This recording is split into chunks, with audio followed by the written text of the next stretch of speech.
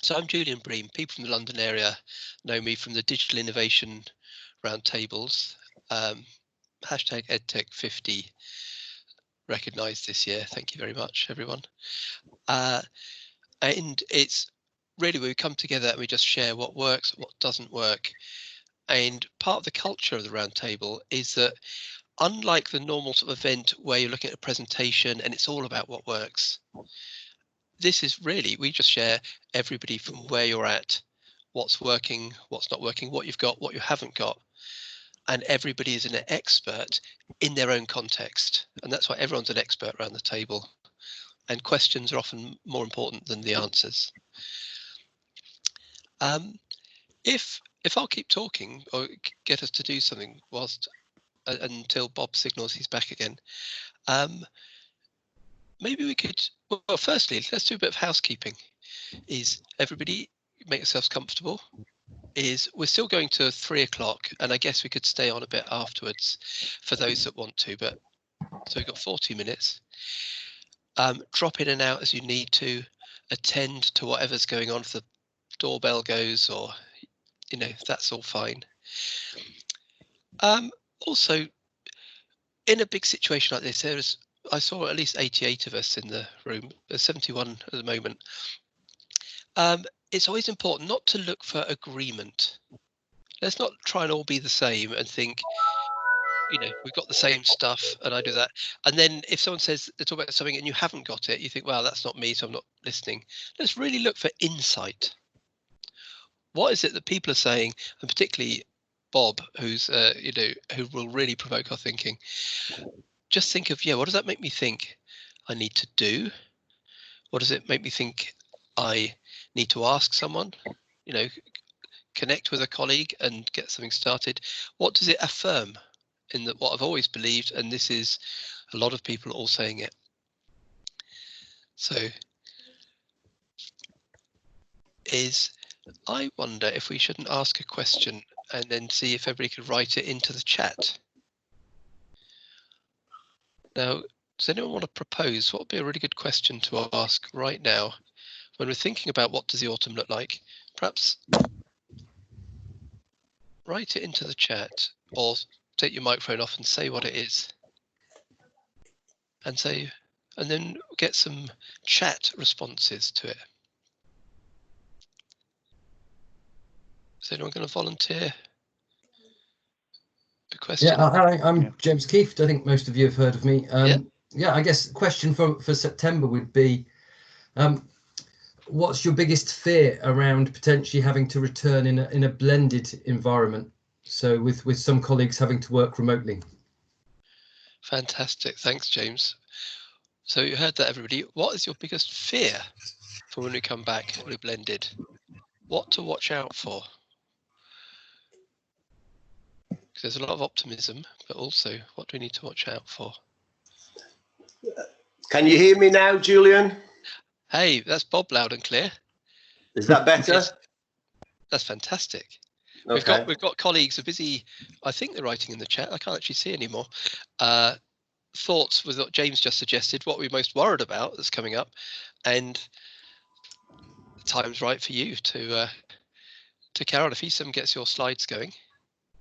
Okay, I think probably the answer will be what to think to worry about, Moses, is that you were with BT broadband. That's probably the biggest thing. That's the biggest thing to worry about. So I think it fluctuates between 6 megabits and 12, depending upon. But I've had 200 drops, so that's why I'm switching to. Despite my best political endeavours not to, I'm afraid I'm going with Richard Branson on Monday for 100 megabits. So. Yeah. Can you hear me okay now? Yeah, perfectly. Yeah, Bob, that's definitely so much better. Okay. All right, we'll get my slides up and we'll give it a go, shall we? Yep. Julian, loads of answers coming through, but we can take that after Bob's presentation if you like. Fantastic. You can see the conversation pane, Julian, yeah? Julian? All right, I'll start the presentation. And hopefully people Does that help? I've turned my camera back on. I hope can people see me now as well? Yeah, we can see you. Yeah. Okay. And is the sound okay? Yeah, it's just that fan noise is coming back, but it's better than before for sure. Better than before. Okay. Yeah. All right. Well, thanks for inviting me, Sam. It's lovely. And as Peter, I'm a bit older than Peter, but first of all, it's nice to be still alive. That's the first thing to say. And secondly, it's nice to be invited to speak to, people. And I apologise to those people who are already listening, who've already heard some of this before. But please do laugh if I happen to remember the same jokes. It's a bitter irony for me as I enter my 70th year that, having spent 20 years trying to persuade policymakers, politicians, principals, head teachers and teachers of the value of investing in education technology, digital technology to improve and enhance teaching, learning and assessment, that in those 20 years, a virus has probably achieved more in 6 weeks than I've happened to achieve in 20 years. So the Buddhist in me has decided that when I do come back, I'm going to come back as a virus, and that'll leave me a lot more time to do the things that I really want to do. But we'll have to wait and see how that goes. So you asked me to say what will things look like in September. If I'm brutally honest, I don't think they'll look that much different, to be honest with you, in September, because I don't think people are still in shock.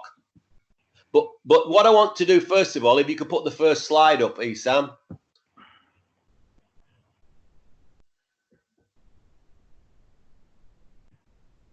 I want to take us back. Can you still hear me, everybody?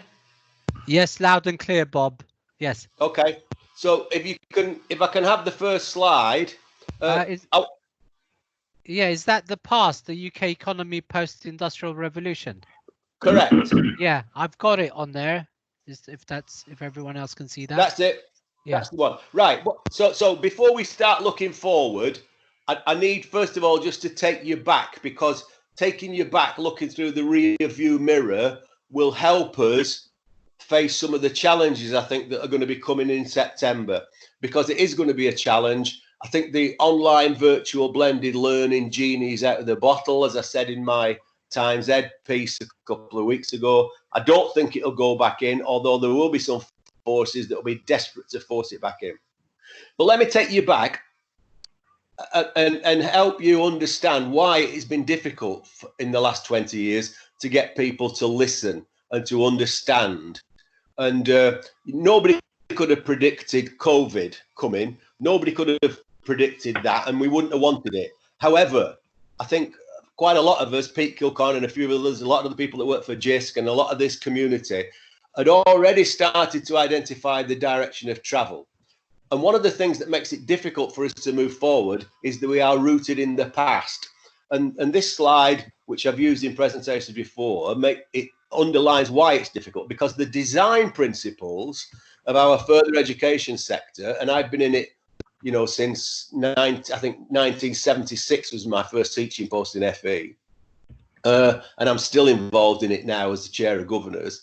But the design principles were predicated on the dominant industries of that time. The dominant industries of that time, as this picture of Salford shows, shipbuilding, manufacturing, textiles, steel, coal, and the thinking, the design principles behind those industries is predicated on something called Taylorism, which is mechanization. Now, next slide, Sam, because those design principles, in my view, have restricted our ability to be able to utilize technology to help our young people face a digital future. So one of the first things that we need to understand is this struggle that we've had.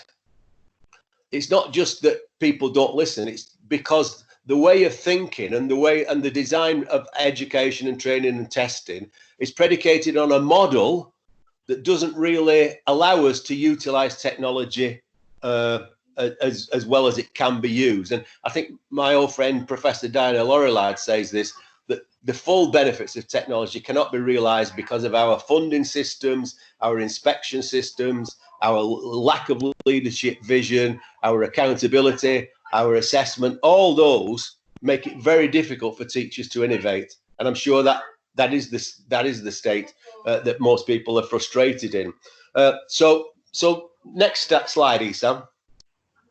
So what I think we need to really guard against, and I'm not going to go into my usual horseshit story here, but if you want to really find out about it, just Google on one of your other devices, or whilst I'm still talking, London horse manure crisis 1890, and you'll see the point that I'm going to make.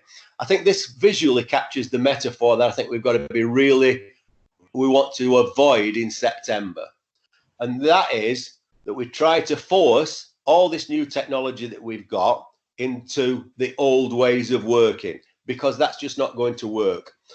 It will frustrate everybody. It'll allow the people who oppose our views, allow them to say, "See, we told you it doesn't work." I mean, I've already had Twitter arguments with Tom Bennett and some of the other the techno-skeptical people, who are already saying, look, you see, it's not as good as face-to-face, is it? Well, nobody's ever suggested that it was as good as face-to-face. Nobody's ever suggested it's tech or teachers. I think what we've always said is this is teachers plus technology is better than teachers or technology. And really the key word, as Pete Kilcoyne's community has shown, is blended. So what we must avoid in September is forcing new technology, new ways of working into old ways. So there's no point in us getting all the kids back in a classroom and then setting up a Zoom session.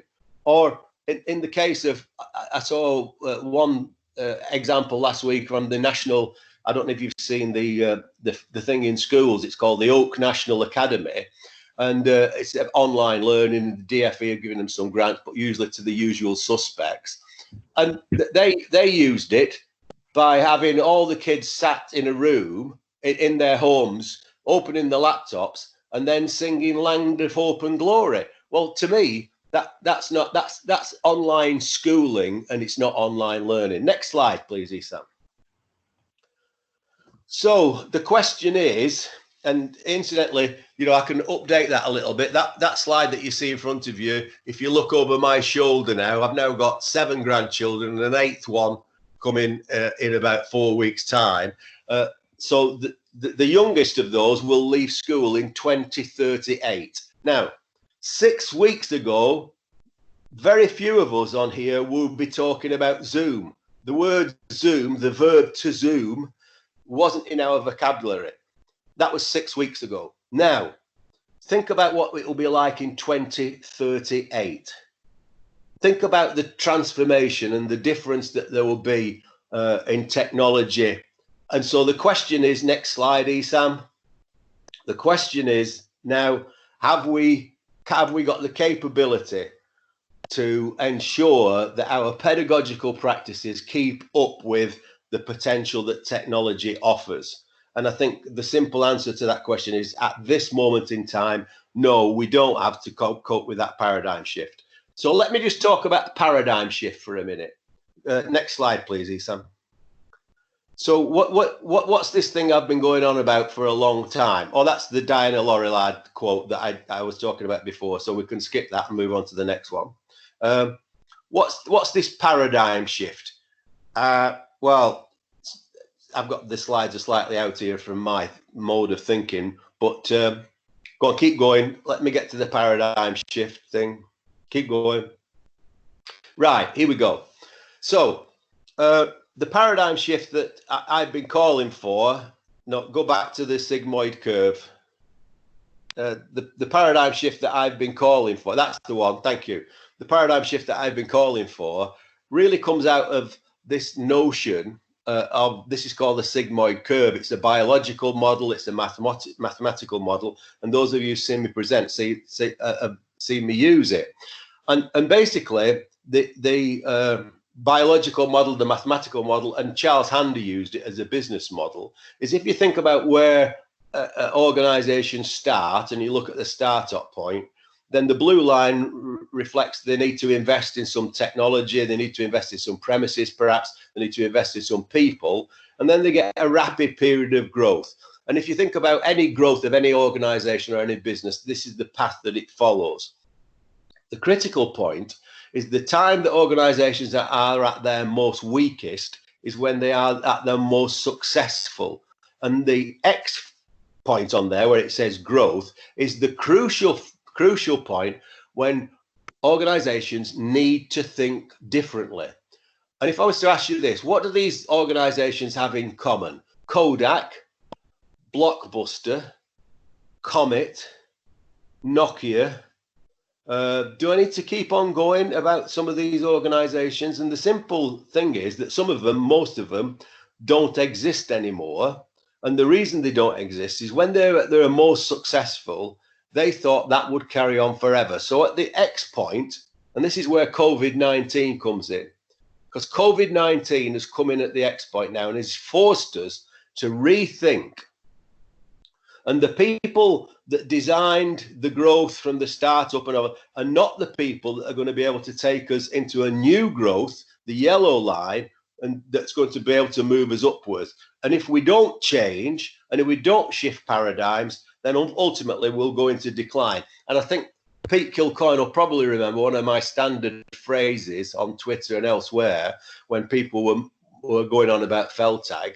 One of the things that I said and still stick by is that those colleges that embrace the spirit of Feltag, not necessarily every line or every detail or every recommendation, but if they embrace the spirit of Feltag, then they'd be the colleges that not only would survive, but they would thrive into the future. So the important thing is the paradigm shift has been forced upon us now. And the question now is, how do we cope with that? Just go back 2 or 3 slides, because I just wanted to cover a couple of points, Esam. Keep going. Keep going. Yeah, okay, that was it. Right, onto the technological change one. Forward one again. And the next time we do this, Esam, I'll take control of the deck myself, and then it'll be a bit easier, won't it? But it's a bit more complicated. Now, this is, as most of you know, I have been a vocal critic of the DFE EdTech strategy, and still am. It's really funny, isn't it, that all of a sudden, because of this crisis, the DFE EdTech strategy has now got £100 million as opposed to £10 million. Personally, I don't think that's enough. And I think in terms of this graph perfectly illustrates why we can't wait for the DFE or any of its agencies or quangos to give us the inspiration to move forward, because we know technological change moves a lot faster than the political change.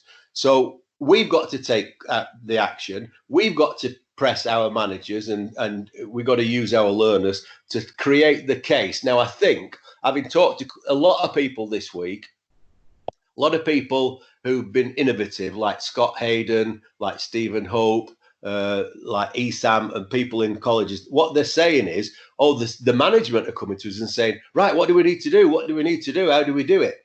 And my response will be, well, first of all, you need some vision from above. This is not a case of just throwing a few laptops at something. We need vision from above, and then we need a strategy, and we need some proper funding, and we need some digital leadership at all levels. But let's be very clear. Just move on to the next slide. We mustn't forget this fact. And if you really doubt this fact, then just Google Los Angeles iPad Pearson disaster.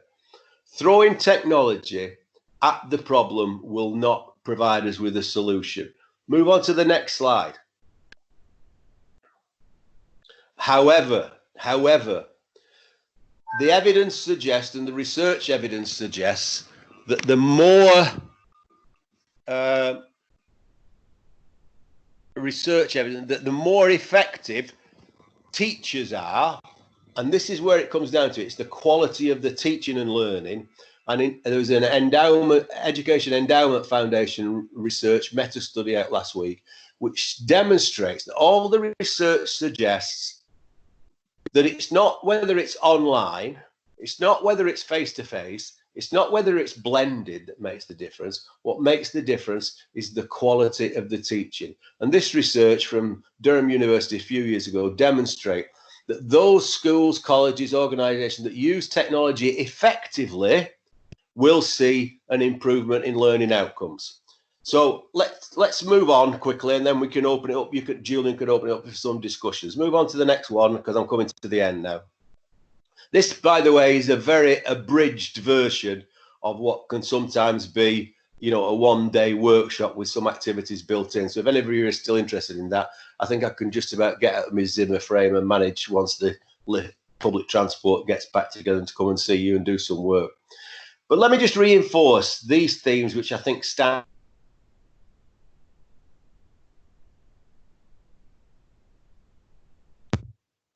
Is it just me, or have we lost Bob? I think we've lost him for a bit. I think we've lost. Yeah, lost Bob. I thought. Yeah. Oh, come yeah, on, Bob. We want you. Yeah, that was good. He'll be back. Julian, do you want to take over He'll in be the back. meanwhile? Yeah. Well, blimey, it's I know. always stimulating, and I think as James said, I mean, there's stuff to look forward to. There's stuff to be keep a very careful eye on, and well, let's do a bit of housekeeping whilst we're here, and until Bob gets back. We've got another 20 minutes, and then we'll officially end. And you can stay on afterwards to chat, anyone who wants to. In that, we can have a discussion. Maybe the best way of doing that is if we write comments into the chat, and then we'll start inviting people to speak to those comments. Is that okay with you? Yeah, sounds great, Julian. Absolutely. And we'll do that. We can start that process now. I should say, if my laptop has restarted twice during this, so if I drop out, I nominate a second in command, which will be James will take over. If that drops out, Alistair I'm back. Takes Hey, over. Bob, welcome back. Bob. Yeah, I don't know what happened there. Microsoft kicked me out, and I went back into the Teams. So just to quickly to reinforce, then I'll get off, because obviously the dropping off doesn't help, and I think it's a great example, isn't it, of a different skill set that we need. You cannot transfer the skills that's used in a classrooms and automatically assume that you can just transfer those. But what it demonstrates more than anything, Esam and colleagues and Julian, is that unless you've got reliable infrastructure, forget it. We absolutely certain, because otherwise, if this was a group of learners, I'd have lost half of them by now. They'd have gone. But let me just reinforce, and I think this does make the point. The FELTAG thing, I think, still stand the test of time. You must have the ability to. Oops. Oh, not again. Yeah. Oh, we must have the ability to what? Window. Answers in the chat window. Yeah, I mean, just to sort of step in, I guess it's, as Bob was saying, it's the need to ensure that we've got our infrastructure, but we've got to make sure that, as he was alluding to, that we're not just throwing technology at the situation, that we've got a thought for what is it we're trying to achieve with our learners. And I think we're doing some work at the moment, as I'm sure lots of you are, around September and what that can look like. And I think there's been some fascinating ideas from some of the senior leadership team where they're going, well, we can just do a Zoom call with 100 students in. And it's going, well, actually, we know that's not practical. And we've got to look at the pedagogy of what we're trying to achieve with them, and then look at how we can achieve some of those things through a mixture of asynchronous activities that are happening independently. So we haven't got this reliance on everyone being available and everyone having an internet that's able to enable them to connect to events such as this. Yeah, thank you. Spot on. I always think it's we've got to think of the people. We must not assume that we know what works. I think that's really, and that's the last face-to-face conference I went to, was around distance education, and we must never assume we know what's working for all learners in all different kinds of contexts, and it is our job to find out and make things work in all kind of different ways, or just offer people alternatives. I'm just keeping talking really to see what's going to happen next. Is Sam, do you think Bob's gone? Yeah, he's I don't think he's back yet. Well, I'll tell you what, colleagues, when Bob, if Bob does come back, unmute and let's give him huge applause, because he deserves Yeah, it. he does Okay. deserve it, doesn't he? Yeah. So should we do that? Yeah. Good idea. Can I just, Julian, can I just add to a point that Alistair is mentioning, which is really Yes. important, because we do have some lecturers here from my college. And just to reiterate the importance of accessibility when we do deliver our blended approach to learning, because as everyone is alluding to, we're not going back to normal. We're not going back to normal for a few years. Yeah. Actually, is Alistair there? Yeah, Alistair, he is. Could you unmute? I am unmuted. You are. Speak. Tell us what you think. Okay, this is a fantastic opportunity. It has been a fantastic opportunity for 2 years, because the public sector web accessibility regulations actually require content on VLEs as well as websites to be accessible. Now, the big problem is that nobody actually, an ordinary teacher often has got no idea what that actually means. And the reality is that content online is infinitely more personalizable and adaptable than just giving out a handout. Anyway, the very worst kind of teaching experience in terms of accessibility is traditional stand in front of a bunch of students and talk at them. Now, that means that when we move online, we actually are moving into an opportunity to serve more students more effectively with digital content that's flexible and personalizable. But the big problem is that if you don't know some simple basic accessibility practices in terms of constructing your documents, uploading your videos, etc., you can end up creating more barriers than you solve. So Julian, I don't know if this helps. I'm on my third device now.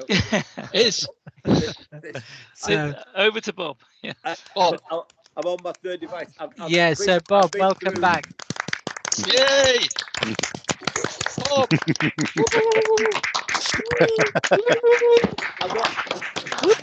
Bless. God loves a crowd. Well, there you go. I'm on my third device. A laptop's gone through the window. A tablet's gone through the window, and now I'm on my Apple iPhone. So, right, then I'll leave it to the discussion. But the point that I was going to make before I was so rudely interrupted by it dropping again, these are the 6 themes. They stand the test of time, and I still think they pose the right questions. Do we have the right vision and leadership? Are we using the learners and the learning technology? Are we engaging with the employers, and do we know what technology they're using, and can we create some synergy? Do we have the right regulation and funding? And this is not a problem for colleges. This is a problem for the DFE and the Skills Funding Agency. Do we have the right funding regime? Do we have the right audit and inspection regime? Do we have the right off-qual and assessment that will support innovation with online learning? And this is the critical one. Do we have the investment and capital infrastructure to have reliable digital capability? And all those top 5 pale into insignificance against the last one.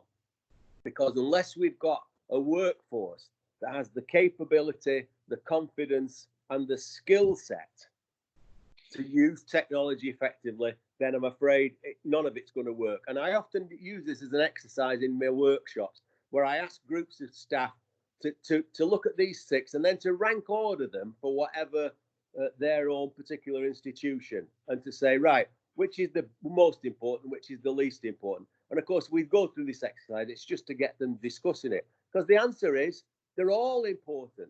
They're all the vital things to do. And unless your college is going to embrace all of those things and do it, you know, over a period of time with investment, with culture, with leadership, with vision, with workforce development, with learners using their own technology, with relating to employers, and most importantly, with the staff that have the confidence, capability to use digital technology.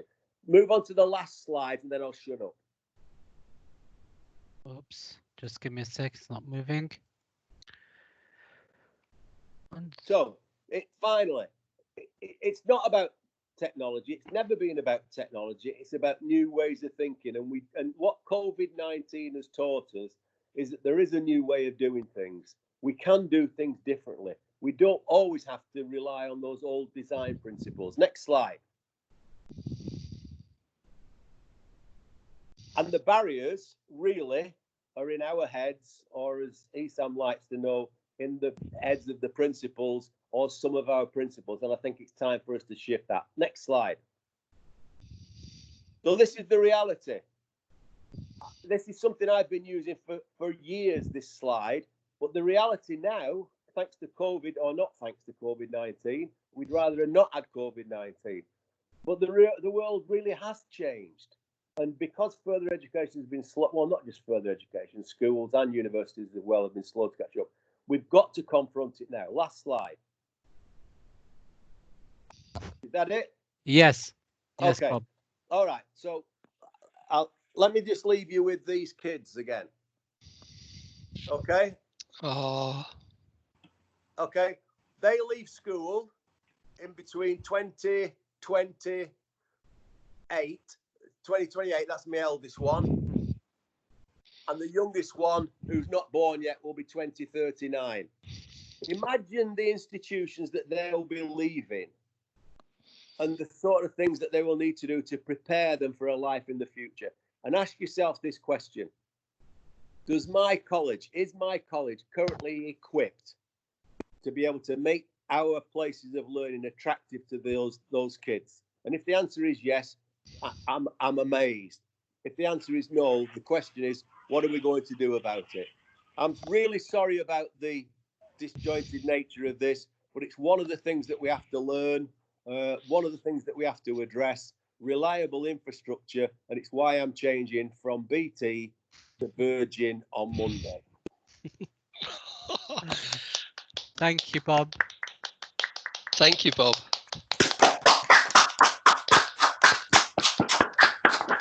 There you go. Wow, thank you. Julian here again. I'm just to dive in because I'm speaking clock. We have 10 minutes left. And if we want to think of how best to use those 10 minutes, can I make a couple of invitations? One invitation is that we have the chat box here. It's one of the biggest questions we face, has been suggested. Synchronous, whether to do anything synchronous or asynchronous, when do we do each? And the chat box is a fantastic piece of asynchronous for us because that can be captured and used in all kinds of ways. So what to put in it? Can I suggest anyone who's got a resource to suggest they've been sitting on and think, oh, I know what would help right now, in the chat box? Anyone who's got a question that needs answering, not so much a specific one about can you do this or that in Teams, but a question that which would really help us when we're in our conversations with leaders, with technologists, with teachers, and put it in the chat box. If anyone has got an answer to what James suggested, what are you afraid of this autumn? Or what fills you with concern, in the chat box.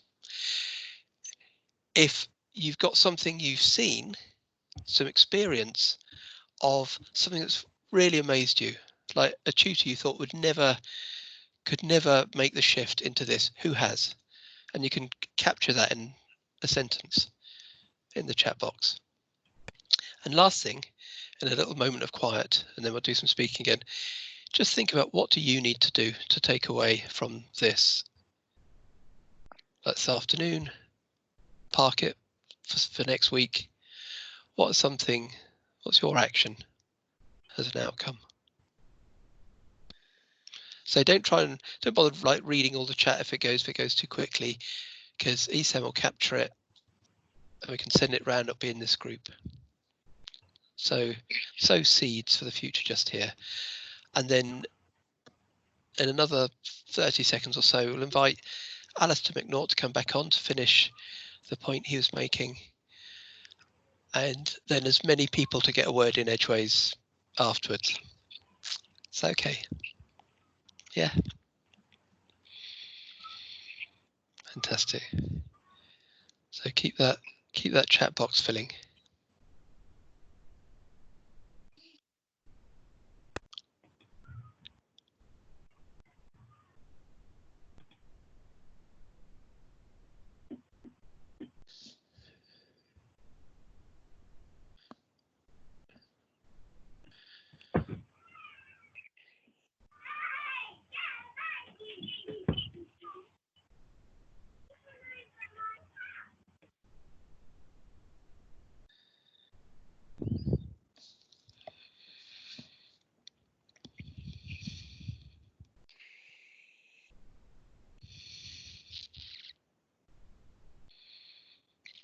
Good. Thank you for these things coming, John, Philip, Anthony, Maria.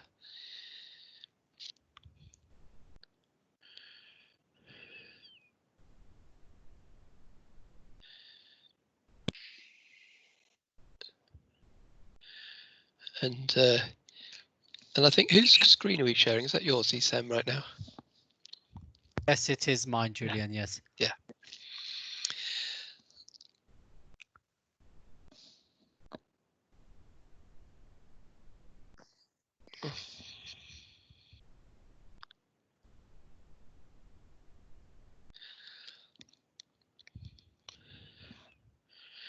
I was hearing from a colleague today from Brunel University they're running for certain subject areas wholly online exams, and these are global exams run wholly online, and it's worked. I was speaking to the person who has been monitoring their chat, and they finish at 5 o'clock, and they said they've been running for all this week, and it's worked. Could be the future in certain ways. Is Alistair still with us? Alistair, you'd be very welcome to carry on. And if you're not there, Can you hear me? Yes. Excellent. Right. What I will do, I will share my screen if that's okay. Just very briefly. Are you seeing a screen with a triangle on it? A blue Maturity triangle. model. Yeah. No, this is really relevant. This is something that I developed years and years ago with TechDis. But one of the key opportunities we've got COVID-19 turning everything online.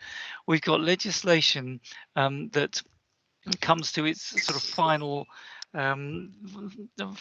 point of implementation this September about digital accessibility, and the legislation actually gives you a little bit of teeth in order to start to look holistically at what you do with your learners. And the point about this model, and there's much you can download, I'll pop a link in the chat pane, you can download much more information about this that actually gives you different accessibility lenses through which to look. But the point is, this is not about accessibility, and it's not about disabled people, and it's not about technical stuff. This model actually just looks at what people do, what staff do, and staff use digital resources to maximize learner independence. That's very far along the maturity model.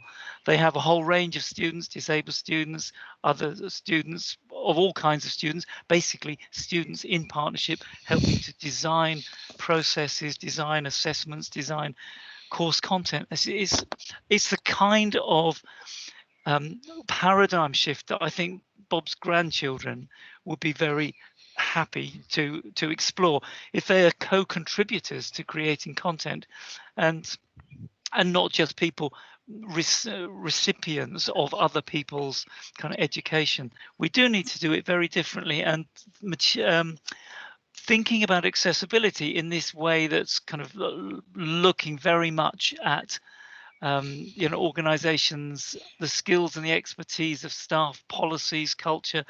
It actually gives you a single lens through which to look holistically at digital investments. And I think that's an opportunity we're not going to get for a long time again. So if you're wanting to rattle some cages of senior managers, talk to them about, oh, do you know what's happening with, you know, how prepared are we in terms of the library resources, the online teaching and learning? And that may be a way of pulling in more attention to staff development. So something worth being aware of, I think. Wow, thank you, Alistair. And guys, do a print screen. Oh, too late. do a print screen of that. And, I'll put the link for because there's the downloadable version, which has got much more detail and helps you to get from one stage to the next. And it's got lots of DIY type resources in there as well. Where are we? Where was I? Fantastic. Got lost. No, thank you so much, Alistair, for sharing like that, and also to everyone else who I know there's so many people could have called upon to give like with an amazing point of view, and you've been really well disciplined in just keeping it down to a few voices. But I hope the chat reflects a lot more. And we've reached 3 o'clock, lovely people. So I'm going to leave Esam to finish off, but I guess we can stay on, anyone who wants to, once the recording stopped. So over to you, Esam. All right, thank you very much. And thank you very much, Alistair, for contributing to that. But absolutely on point. Going forward, we really do need to consider very, very carefully that to the best of our ability, we need to try and deliver an accessible learning experience online. And why not, considering there's so many features and tools and strategies that we can adopt in our online learning. So that's some really good points. Just to let you know, next week we are going to have another webinar, and this one is with regards to webinar design. So that's going to be a really interesting one. And then the week after that, we will have another webinar with regards to the MIE expert process. So we've got an MIE fellow that will go through the process and how to, and will actually show examples of completed application forms. All right. This had to be this top. Yeah, hard to. Yeah, it is very hard. I mean, we had absolute legends, you know, all at the same time. You know, Julian, Alistair, and Bob. What more do we need? Seriously. So yeah, you're absolutely right. This one was a very special one. Even with all those technical and bandwidth issues, I think that's what made it so special. So absolutely. Julian, do you want to take over? Oh, thank you. Well, I'm going to invite whoever's left. Is the recording? Do you want to stop the recording? And invite whoever's left. You can turn cameras on, turn your microphones on, and we'll